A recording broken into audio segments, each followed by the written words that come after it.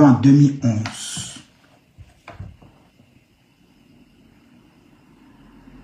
Quand on arrive en 2011, chacun de nous ici sait ce qui s'est passé. Chacun de nous sait ce qui s'est passé, donc on ne va pas revenir sur les détails. Donc Charles Blé Goudé est exfiltré par le général de Boblé et réussit à se cacher au Ghana. Mais quand il va au Ghana, le président Charles Blé Goudé continue encore de se cacher au Ghana, puisqu'il ne peut pas aller s'inscrire au HCR, ayant 4 mandats d'arrêt internationaux sur sa tête, avec un mandat de l'ONU. En tant le HCR appartient à l'ONU. Donc s'il y va, ils vont l'attraper. Donc il se cache comme il peut. Nous discutons avec certains camarades qui sont au Ghana, il y en a qui se plaignent que oui, Charles Blé Goudé ici, il ne nous parle pas. Mais le type se cache, les gars. Vous tous là, vous êtes inscrits à HCR. Quand ils ont attrapé les Picasso et les Kone Katina, on les a libérés parce qu'ils avaient un statut de réfugiés. Lui, il ne pouvait pas se promener comme tout le monde. Et c'est dans ça que, en 2012, Charles Blé Goudé est arrêté. Foutu dans un coffre de voiture. Ramené Manu Militari en Côte d'Ivoire. Et c'est là que Zegen frappa. Il a dealé. Le post est parti sur Facebook. Le camp des haineux est déchaîné.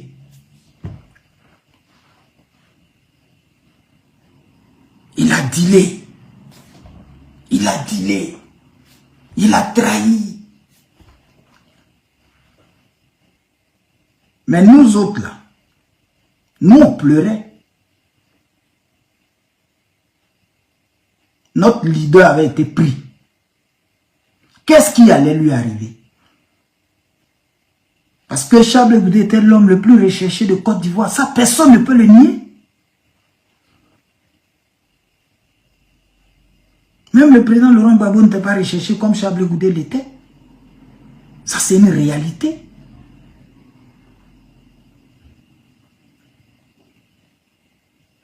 On dit qu'il a dealé. En définitive, on envoie Charles Blé Goudé à La Haye. Et là, c'est gâté. On nous dit qu'il est allé témoigner contre le président Laurent Gbagbo. Et c'est là que je vais répondre à la première question de Johnny Pacheco. Johnny Pacheco dit pourquoi est-ce que le président Laurent Gbagbo a écrit dans son livre que Charles Blé Goudé est venu à La Haye pour témoigner contre lui. Bon. Je vais y répondre, mais est-ce que Johnny Pacheco a lu le livre? Est-ce que le président Laurent Gbagbo a écrit que Charles Blé Goudé est venu témoigner contre lui? Ça, c'est la première question. Parce que j'ai des camarades du PPACI qui, après une de mes interventions, m'ont dit non, le président Laurent Gbagbo n'a jamais écrit ça. Il a dit que c'est ce que RFI a dit. Je vais vous expliquer maintenant l'histoire du témoignage. D'où ça vient? Je vais vous l'expliquer aujourd'hui. En fait, qu'est-ce qui se passe? Quand Charles Blé Goudé est arrêté au Ghana, le ministre de l'Intérieur dans le temps, il s'appelait Ahmed Bakayoko, paix à son âme. Oui, il s'appelait Ahmed Bakayoko. Et c'était un jeune qui lui aussi convoitait l'après Ouattara. Tout comme des jeunes au FPI convoitaient aussi l'après Gbagbo. Et donc, des mains obscures, vous savez maintenant, on porte plainte encore du bon. Des mains obscures vont prendre attache avec le procureur de la CPI. dans le dos du président Ouattara. Oui, je le dis, hein, parce que pour les informations que j'ai, le président Ouattara ne savait pas, puisque lui, il était au pouvoir. Il gérait son pouvoir.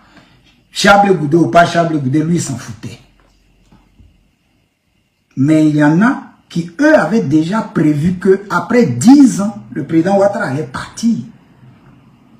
Et donc, si entre-temps, Chablé Goudé est libéré, c'est eux qui reviennent en Côte d'Ivoire, c'est pas bon pour eux. Donc, il faut que Chablé Goudé reste à La Haye. Je vous l'explique, hein, écoutez bien. Donc, ils prennent attache avec le procureur. Quand Chablé Goudé arrive à La Haye, il est inculpé parce que d'autres disent oui, il est parti témoigner. Bizarrement, il avait 5 charges sur sa tête. Le président Laurent Gbagbo en avait 3. Ça, c'est le témoin là. Il avait 5 charges sur sa tête. Le président Laurent Gbagbo en avait 3. Quand il arrive, la première personne qui approche Chablé Goudé, c'est le procureur. Lui, il est venu en prison. Il ne sait pas comment ça se passe. Il ne sait pas où il est. Le procureur l'approche et lui dit que s'il témoigne en faveur du procureur contre Laurent Gbagbo, il sera libéré. La question que Chablé Goudé a posée au procureur, c'est de savoir s'il est un témoin ou un accusé. Le procureur lui a dit qu'il est un accusé. Il a dit, ok, donc on se voit à la barre, devant le juge. C'est comme ça qu'il a renvoyé le procureur. Et quand je dis ça, mon témoin là, c'est le président Laurent Gbagbo.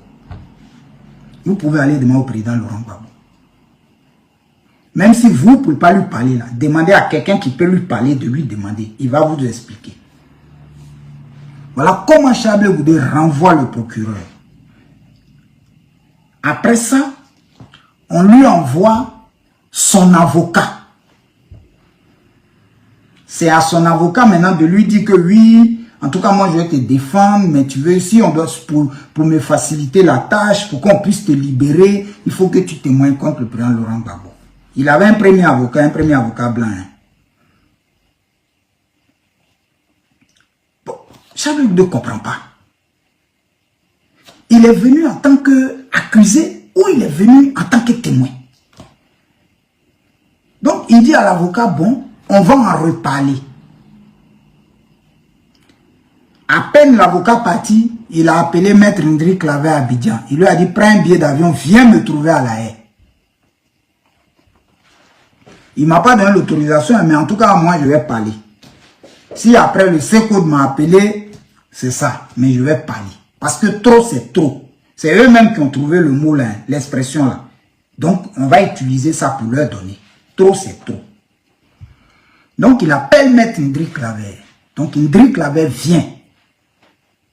Comme c'était un de ses conseils en Côte d'Ivoire, donc il a le droit d'assister Chablé Goudé, même s'il est à La Haye. Donc, c'est en présence de Maître Ndri Claver, il demande à l'avocat ce que tu m'avais dit la dernière fois, c'était quoi? L'avocat répète. Chablé Goudé lui dit, bon, ma réponse est que là où on est assis, là, tu es viré. Oui, oui, comme je vous le dis là. Vous avez vu le blanc là une fois, 2 fois, vous ne l'avez plus vu. Chablé Goudé lui a dit, le témoin là, Chablé Goudé qui avait un témoin contre Gbagbo Laurent là, il a viré son avocat, il a chassé. Il a chassé et il est allé voir, il a fait une demande au juge pour lui dire qu'à partir d'aujourd'hui, c'est Maître Ndri Claver qui est son avocat. Voilà comment Maître Ndri Claver est arrivé.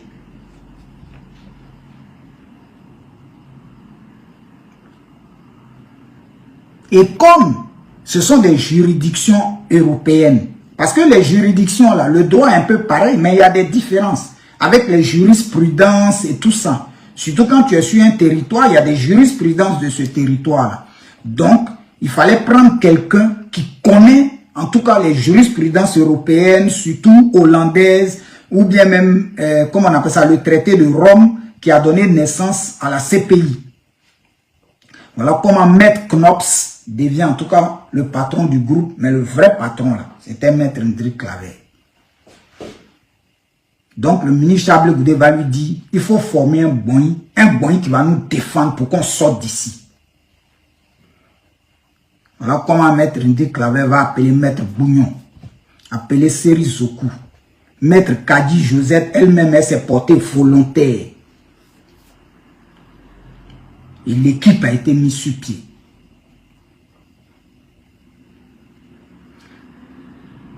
On dit les partis témoigner. N'était-ce pas là l'opportunité? Mais ce que Chablé Goudé lui-même, il ne savait pas. Ce que Chablé Goudé ne savait pas, c'est que tout avait été déjà préparé en amont à Abidjan. Il n'allait jamais sortir de la CPI. C'est du droit. Le droit est bizarre. En fait, le vrai plan, c'était quoi? Je vais vous expliquer. Le vrai plan, là, ce n'était pas que le président Gbagbo reste en prison. Le vrai plan, c'est quoi? Quand on te dit tu vas témoigner contre quelqu'un, le témoignage, c'est quoi? C'était d'avouer que le président Laurent Gbagbo a donné l'ordre de tuer. N'est-ce pas? Ok. Imaginez Chablé Goudé vient, même pas imaginer. Chablé Goudé vient, on lui demande, est-ce que tu as reçu l'ordre du président Laurent Gbagbo? Il dit oui. Bon, quand il dit oui là, qu'est-ce que ça signifie? Ça veut dire qu'il a reçu l'ordre, il a exécuté. Donc déjà d'office, lui, il est déjà condamné. Maintenant, il faut prouver que c'est le président Gbagbo qui lui a vraiment donné l'ordre. Là, c'est parole contre parole. Mais lui, il est déjà condamné. En fait, voilà comment la chose avait été conçue. Parce que la vraie personne qui devait être touchée, c'était Chablé Goudé. Celui qui devait rester à la haie, c'était Chablé Goudé. Voici comment la chose a été conçue. En fait, dès que Chablé Goudé allait dire oui, effectivement, il nous a donné ordre, ça veut dire que toi, tu es déjà coupable. Donc, assieds-toi ici et puis on va régler pour lui. Mais l'autre, lui, va dire non, je ne lui ai pas donné ordre. C'est parole contre parole. Est-ce qu'il y avait vidéo le jour où vous discutiez? Non. Est-ce qu'il y avait écoute? Non. Donc, tu dis qu'il t'a donné ordre. Lui, il dit qu'il t'a pas donné ordre. Donc, on va faire poum dindin jusqu'à un jour, on va dire, bon, comme lui dit qu'il t'a pas donné ordre, et que toi, tu n'as aucune preuve pour dire qu'il t'a donné ordre, donc on va le libérer. Mais le président Laurent Gbagbo lui-même n'était pas dans le coup, hein. Il ne savait pas. Ça, je dois être honnête. Même lui, il ne savait pas. Certains de ses petits, eux, ils savaient. Puisqu'ils étaient les bonnes vieilles mères, les bons vieux pères de Ambak. Ils étaient au FPI là-bas, là. Ils étaient les bons vieux pères. Vous comprenez? Excusez-moi, hein. Ok. Ok, c'est compris. C'est compris. Merci beaucoup. Donc, ils étaient... Eux, ils savaient. Le président Gbagbo ne savait pas. Le président Ouattara ne savait pas. Les gens avaient déjà préparé leur après Gbagbo, leur après Ouattara. Mais celui qui devait rester là, parce que c'était lui qui les gênait là, c'était Chablé Goudé. C'est Dieu qui a sauvé Chablé Goudé. Comme lui-même, il est loyal. Comme il est honnête, il n'a jamais voulu mentir sur le président Laurent Gbagbo. C'est ce qui l'a sauvé. Sinon aujourd'hui, là où vous et moi on parle, là, il serait encore à la haie, en prison. Parce que finalement, on allait le condamner à perpétuité pour crime contre l'humanité. Et puis le procureur allait négocier 30 ans pour lui. Oui, et il allait dire, bon, tu vois, en fait, je t'ai dit que on allait te libérer. Bon, au lieu de perpétuité, tu auras 30 ans. Donc, comme Chablé Goudé a refusé et que le truc a capoté, C'est là qu'ils ont lancé l'information dans la population pour salir Charles Goudé. Que lui, il est parti témoigner contre le président Laurent Gbagbo. Voilà comment cette information est partie partout. Parce que, comment eux, ils savent que Charles Goudé partait témoigner contre le président Laurent Gbagbo? Si Charles Goudé devait témoigner contre le président Laurent Gbagbo, ça veut dire qu'il s'est entendu avec quelqu'un du régime. Bon, eux, ils ne sont pas dans le régime. D'après eux, ils combattent le régime. Comment eux, ils sont au courant de ce que le régime dit? Est-ce que quelqu'un peut m'expliquer? C'est une question de compréhension. Hein? Ça, c'est une petite question de compréhension. Si vous voulez, vous pouvez faire dissertation. Mais moi, je veux comprendre. On dit, Charles Goudé a monté un coup avec le président Ouattara et ses hommes pour aller témoigner contre le président Gbagbo. Il n'y a pas de souci. Bon, ça veut dire que quand le président Ouattara appelait Charles Goudé, ils étaient deux. Peut-être avec deux personnes de son clan. Et puis ils ont causé à Charles Goudé. Bon, vous qui êtes dehors là, comment vous avez su que le président Ouattara a discuté avec Charles Goudé? Comment vous savez? Si vous n'étiez pas présent, comment vous savez? Moi, je veux juste comprendre. Eux, ils sont au FPI. Eux, ils critiquent Ouattara. Eux, ils sont ennemis. Ils sont les combattants farouches. Comment eux, ils sont au courant de ce que Ouattara dit chez lui? Ou bien c'est que... c'est que le ministre de la Défense, ou bien le Premier ministre, comment ils sont au courant de ça? Ça, c'est question de compréhension. Parce que ce ne sont pas des gens du RDR qui sont venus nous dire que Blé Goudé s'en témoigner. Ce sont des gens du FPI. Ce sont eux. Ce sont les mêmes encore qui nous ont dit que le régime a envoyé Charles Goudé pour empoisonner le président Laurent Gbagbo. Bon, eux, ils sont assis au siège du FPI là-bas, dans la maison de Nadi Bamba. Bon, parce que c'est la maison de Nadi Bamba qui était le siège du FPI. Hein. C'est sur ça ils se sont battus avec Afin Guessan. Voilà. Ils étaient au pouvoir. Ils étaient au pouvoir. Hein. Ils ont pris la maison de quelqu'un. C'était leur siège. Voilà. Donc, ils étaient assis. Eux, ils étaient assis dans la maison de Nadi Bamba, leur siège. Mais eux, ils savent que Ouattara a donné poison à Blé Goudé pour aller donner à Gbagbo en prison. Oh non, Seigneur Jésus-Christ. En fait, je suis désolé, mais ça me fait rire.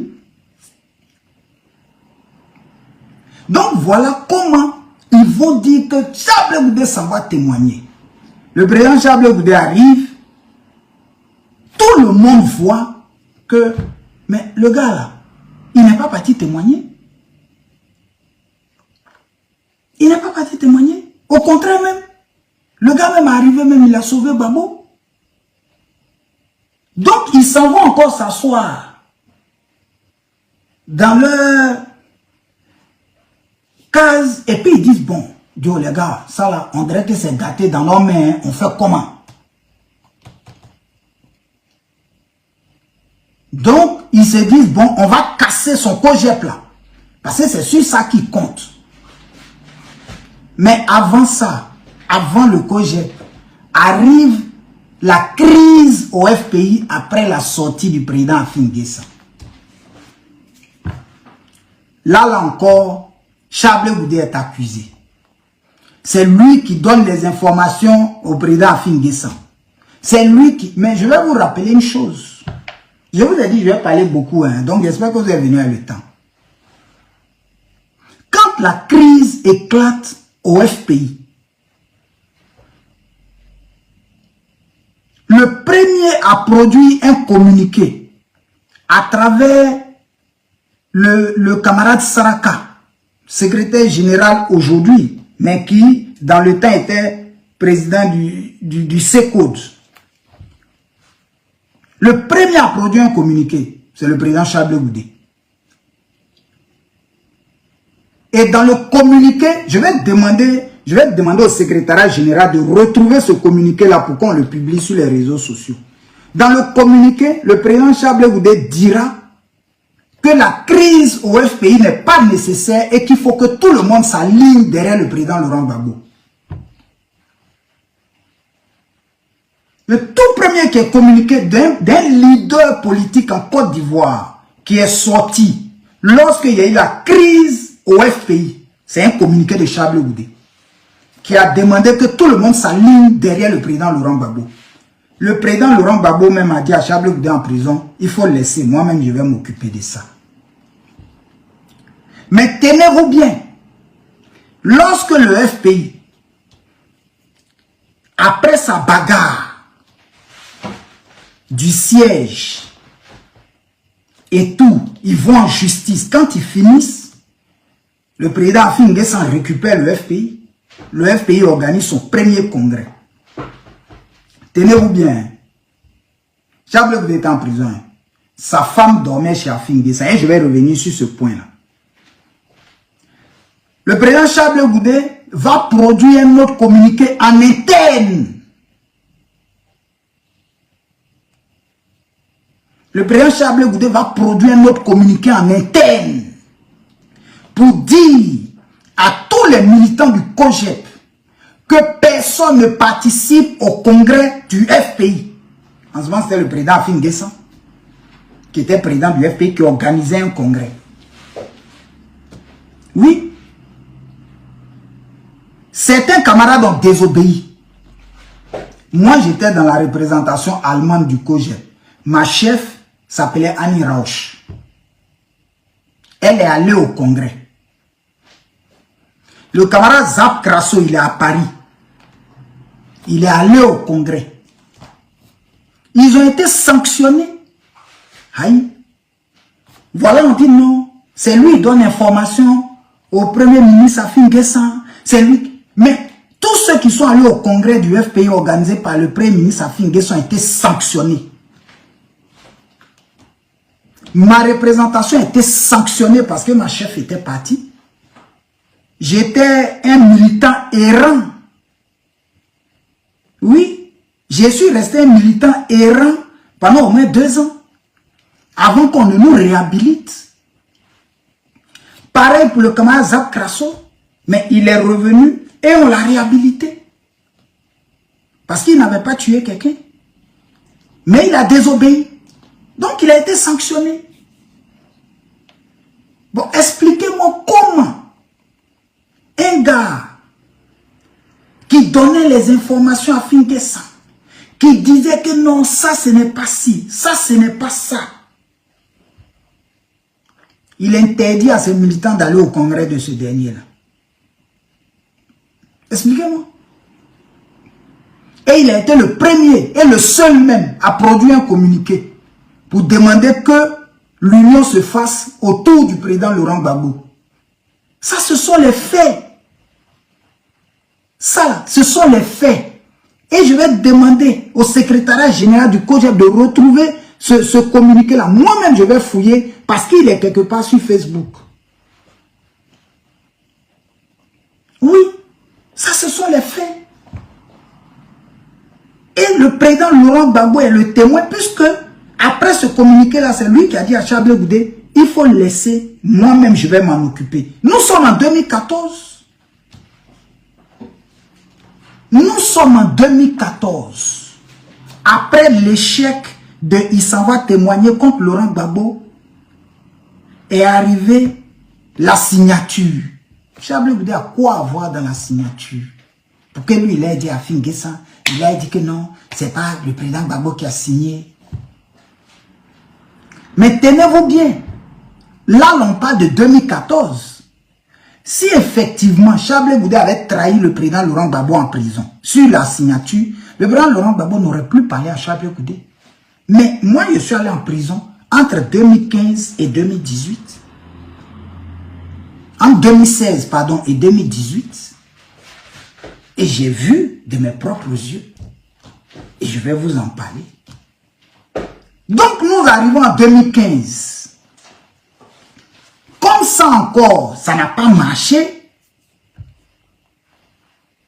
le président par intérim du FPI Gore, le camarade Abdraman Sangaré, paix à son âme, va vouloir déclencher une crise au COJEP. Yoabi Angenor, paix à son âme, un de nos camarades que je salue ici, a été instrumentalisé. Et le ministre Abdraman Sangaré a mis en mission l'ambassadeur Kone Boubacar. Il vit, c'est sur cadavre roman. Je l'ai cité, il peut me poursuivre pour diffamation. Mais j'ai dit son nom. Pourquoi vous partez lui demander? Il ne va pas nier, puisqu'il était fier de le faire. A mis en mission l'ambassadeur Kone Boubacar, protocole du président Laurent Gbagbo qui aujourd'hui a été purgé. Et je vais vous expliquer pourquoi tout à l'heure. Restez tranquille, on est là. Est-ce que vous le voyez encore? On l'a remplacé chap par Kyotea Nassis. Parce qu'il a commis un péché de lèse-majesté. Il n'est pas seul, ils étaient 4. Je vais vous en parler. On vient. Donc, l'ambassadeur Kone Boubacar va prendre Yombi. Ils vont lui louer une maison à Yopougon. Ils vont lui acheter des fauteuils orange. Si je retrouve les photos, je vais les publier. Les photos du fauteuil, des fauteuils orange. Et ils vont le monter. Lui expliquant que il est le vrai fils de Laurent Gbagbo. Et cette phrase est sortie de la bouche de l'ambassadeur Kone Boubacar au baron, à Yopougon, en présence de Michel Gbagbo. C'est parce qu'on ne peut plus retrouver ces vidéos-là. Où il disait à Yombi Angenor, il présentait Yombi Angenor à ses camarades et il disait, voici le vrai fils de Gbagbo. Les Bli Donatiens, les Guillaume Sekan, qui étaient nos camarades hier, se sont révoltés contre nous. La guerre a commencé. Mais au COJEP là, tu ne nous combats pas pour gagner. J'étais au front avec des camarades. Oui, moi-même Titira, je ne dormais pas. J'étais au front avec eux. Je les ai mélangés. Aïe, je suis trop fier de ça. Je les ai mélangés jusqu'à ils ont fini par abandonner. Et je tiens à saluer les camarades Roi Salomon, les camarades Christian Begré, Dr Jean-Claude Nadeau, mon frère Valérie Pleba et tant d'autres qui dans cette période de 2015-2016 étaient au front. Nous avons maté l'adversaire. Le COJEP est resté debout derrière le président Charles Blé Goudé. C'est comme ça, ça y est. Parce que nous sommes dans la vérité. Donc quand on sort de là, on lance la pétition pour le président Laurent Gbagbo. Je sais que vous avez oublié cette étape-là de la pétition. On lance la pétition. Et dans la période de la pétition, il y a des réunions. Je paie à son âme le doyen Bernard Dadier. Je vais retrouver les photos où Nobou Hyacinthe était à la réunion en tant que représentant du COJEP parce qu'il était notre premier secrétaire, il était le PS. Le premier secrétaire exécutif du parti. Il était le patron du COJEP. Donc nous allons chez Bernard Dadier. Nous avons fait toutes les réunions. Abdraman Sangaré était là pour le compte du FPI. Comment il s'appelle?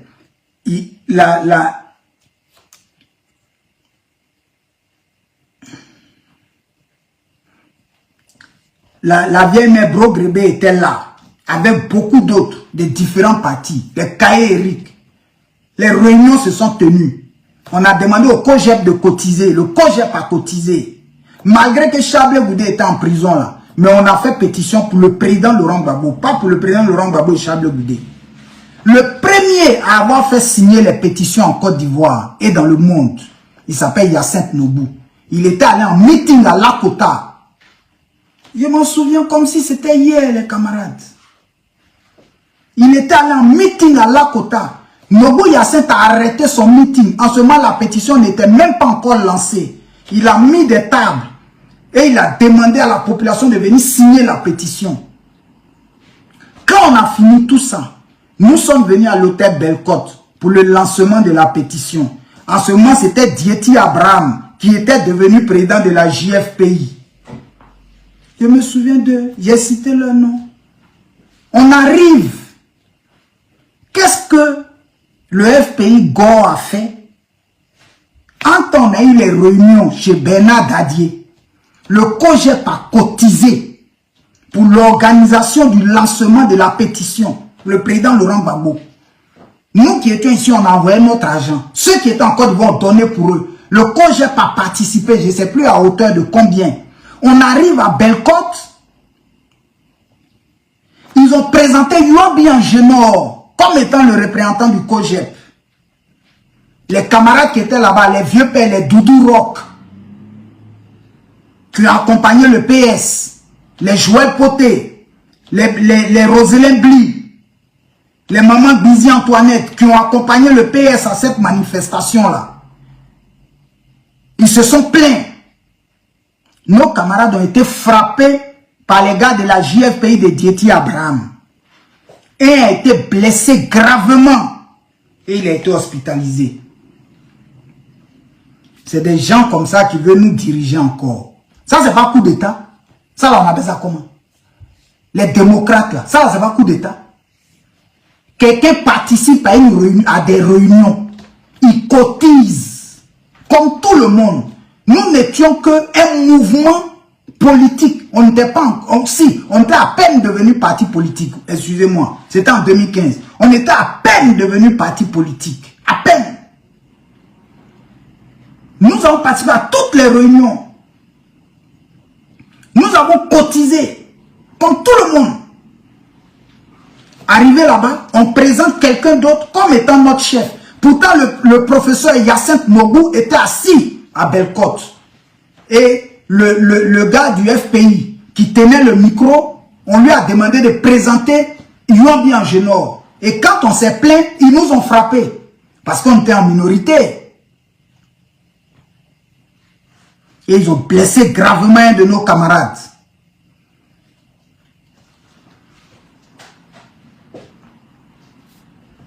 Oui.